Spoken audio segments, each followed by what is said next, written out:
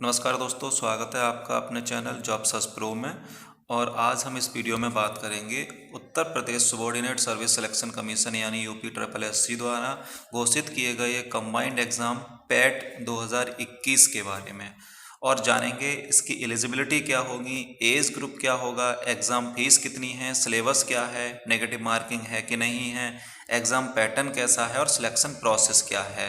तो इस वीडियो में पूरा जानेंगे, तो वीडियो में बने रहिए अंत तक। चलिए शुरू करते हैं।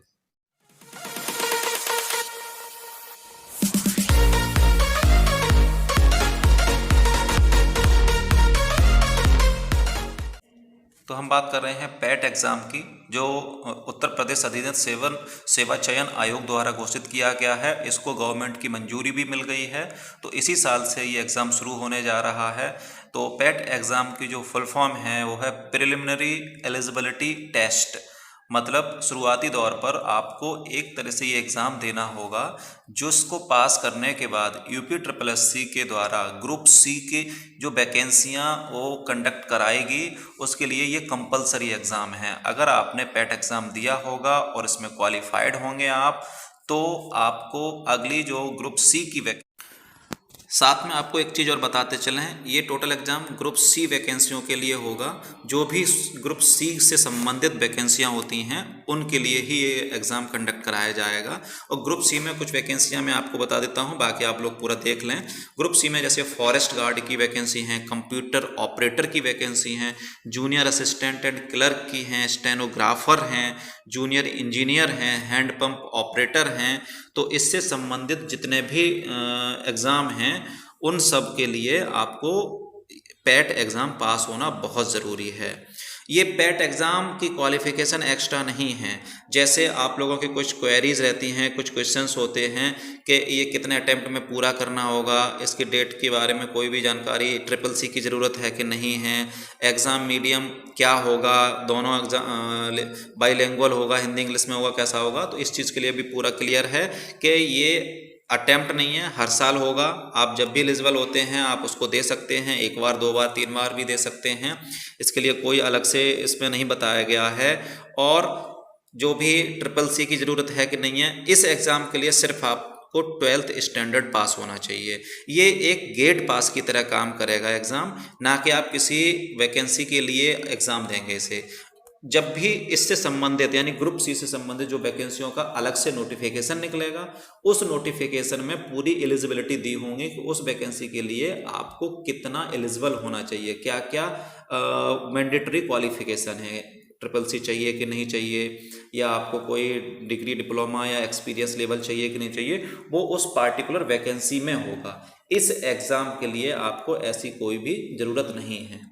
तो ये बात आप लोग पूरी तरह से ध्यान रखें। इसमें ऐसा कोई मैंडेटरी क्वालिफिकेशन नहीं है, आपको 12th पास होना चाहिए, ये मैंडेटरी है। ठीक है। अगर किसी के कुछ और क्वेश्चंस हो तो please write the comment on comment section द्वारा ग्रुप सी की। उसमें इस स्कोर कार्ड का आपको दिखाना पड़ेगा, तभी आप उन वैकेंसियों के लिए एलिजिबल होंगे। और ये exam conduct UP triple S C करा रही है। यहाँ पर एक बात और बता दें, यूपी ट्रिपल एस सी द्वारा पैट एग्ज़ाम के देने के बाद में जो क्वालिफाइंग मार्क्स रहेंगे उसका कोई भी निर्धारण नहीं किया गया है। यानी आयोग द्वारा अभी तक इस एग्ज़ाम के लिए कोई भी क्वालिफाइंग क्राइटेरिया नहीं रखा है कि general, EWS, OBC, SC, ST के लिए कितने मार्क्स आने चाहिए तो आप क्वालिफाई माने जाएंगे। लेकिन इसका निर्धारण होगा, जिसकी सूचना आयोग की नोटिफिकेशन में ज़रूर दी जाएगी ये एग्ज़ाम कराने से पहले, और जब कराया जाएगा उस समय। तो इसके लिए बिल्कुल परेशान ना हो। वैसे सब लोग अनुमान लगा रहे हैं कि 50% हो सकते हैं, या फिर 45% तो हो सकते हैं, या 40% तक हो सकते हैं। तो मे बी अप्रोक्स इतना ही हो सकता है। लेकिन अभी तक आयोग द्वारा इस तरह का कोई भी नोटिफाइड नहीं किया गया है। अब देखते हैं इसके लिए क्या क्या बाउंडेशंस हैं यूपी पैट द्वारा। एज ग्रुप क्या होना चाहिए, 18 से 40 साल। क्वालिफिकेशन कितनी होनी चाहिए, कम से कम 12th स्टैंडर्ड होना चाहिए, आपको 12th पास होना चाहिए। एग्ज़ाम का मोड क्या होगा, ऑफलाइन एग्ज़ाम कराया जाएगा। और इसके वैलिडिटी जो होगी, आप एग्ज़ाम अगर क्वालिफाइड किए हैं तो आप जो स्कोर कार्ड आपको मिलेगा उसकी वैलिडिटी 3 साल होगी। तो इस तौर पर विशेष तौर पर ध्यान दें। और एक और चीज़ जान लें, ये हर साल कंडक्ट कराया जाएगा। ऐसा नहीं है कि आपको एक साल करा दिया और अगले साल को नहीं होगा। ये हर साल एग्ज़ाम को कंडक्ट कराया जाया करेगा और हर साल के एग्ज़ाम की जो वैलिडिटी होगी वो 3 साल होगी। ठीक है, चलिए अब अगली बात कर लेते हैं। इसका एग्ज़ाम पैटर्न हमने बता दिया है और ये एक तरह से प्री एग्ज़ाम की तरह काम करेगा। सारे एग्ज़ामों की जो ग्रुप सी की वैकेंसियाँ निकलेंगी, कुछ एग्ज़ाम का कंडीशंस क्या होंगी, इसमें 100 क्वेश्चंस होंगे, 100 मार्क्स के ही होंगे और जो एग्ज़ाम की टाइमिंग होगी वो 2 घंटे होगी, यानी 120 मिनट। और इसमें नेगेटिव मार्किंग का भी प्रावधान दिया गया है, यानी 0.25 के लिए मार्किंग की जाएगी। यानी नेगेटिव मार्किंग जो होगी वो अगर आपने गलत किया है तो आपके सही क्वेश्चन से 0.25 यानी 1/4 मार्क काट लिए जाएंगे। चलिए अब बात करते हैं इसके सिलेबस की। जो पैट एग्ज़ाम के लिए सिलेबस की घोषणा की गई है, कौन सा सिलेबस रहेगा, 12th स्टैंडर्ड का ही रहेगा, ये आप विशेष तौर पर ध्यान रखें। और जो एग्ज़ाम का पैटर्न है वो मैं बता दिया है और प्रश्नों की संख्या 100 है, परीक्षा की अवधि 2 घंटे होगी और इसका जो क्वेश्चंस के लिए जो आपको मार्क्स मिलेंगे वो हर क्वेश्चन 1 नंबर का होगा। और किस किस सब्जेक्ट से कितने कितने मार्क्स आएंगे वो हम आपको अभी सामने स्क्रीन पर भी चल रहा है और बताते चलते हैं। फर्स्ट है सेक्शन में भारतीय इतिहास। ये इसमें जो भी सब सेक्शंस हैं आप लोग देख लें इसको अच्छे से। सिंधु घाटी की सभ्यता, वैदिक संस्कृति, बौद्ध धर्म, गौतम बुद्ध जीवनी एवं शिक्षाएं, जैन धर्म, मौर्य वंश, गुप्त वंश, हर्षवर्धन एंड राजपूत काल, सल्तनत काल, मुगल साम्राज्य, मराठा, ब्रिटिश राज का अभ्युदय एवं प्रथम स्वतंत्रता संग्राम, ब्रिटिश राज का सामाजिक आर्थिक प्रभाव। यानी इन सब टॉपिकों के जो भारतीय इतिहास के अंदर आता है, इंडियन हिस्ट्री में आता है, इससे 5 क्वेश्चन पूछे जाएंगे। यानी इंडियन हिस्ट्री से सिर्फ 5 क्वेश्चन आएंगे। उसके बाद इंडियन नेशनल मूवमेंट जो हुए हैं भारत में, राष्ट्रीय आंदोलन जो हुए हैं उसके अंदर भी टॉपिक इन्होंने निर्धारित किए हैं। स्वाधीनता आंदोलन के प्रारंभिक वर्ष, स्वदेशी तथा सविनय अवज्ञा आंदोलन, जो महात्मा गांधी तथा अन्य नेताओं की इसमें क्या भूमिका रही है, क्रांतिकाली आंदोलन तथा उग्र राष्ट्रवाद का जो उदय हुआ था, विधायी संशोधन तथा ब्रिटिश इंडिया एक्ट 1935 में क्या हुआ था, भारत छोड़ो आंदोलन, आज़ाद हिंद फौज तथा नेताजी सुभाष चंद्र बोस के बारे में, इस भारतीय राष्ट्रीय आंदोलन जो इंडियन नेशनल मूवमेंट है उनसे भी 5 क्वेश्चन आएंगे। उसके बाद ज्योग्राफी है, भूगोल से भी इन्होंने भारत एवं विश्व का भौतिक भूगोल, नदियां तथा नदियों की घाटी, भूजल संसाधन, पर्वत पहाड़ी तथा हिमनद, मरुस्थल और शुष्क क्षेत्र, वन जो फॉरेस्ट है हमारे, खनिज संसाधन विशेषकर भारत में जो होते हैं, भारत एवं विश्व का राजनीतिक भूगोल, जलवायु तथा मौसम, टाइम जोन, जनसांख्यिकी परिवर्तन तथा प्रभास। इस यानी ज्योग्राफी से कुल मिला के 5 क्वेश्चन इन सब टॉपिकों से आएंगे आपको। नेक्स्ट है इंडियन इकोनॉमी। इंडियन इकोनॉमी से भी आपको 5 क्वेश्चन मिलेंगे, आप लोग इसको स्क्रीनशॉट लेके पढ़ लें। ठीक है, आगे भारतीय संविधान जो हमारा इंडियन कॉन्स्टिट्यूशन है और पब्लिक एडमिनिस्ट्रेशन है उससे भी 5 क्वेश्चन आएंगे।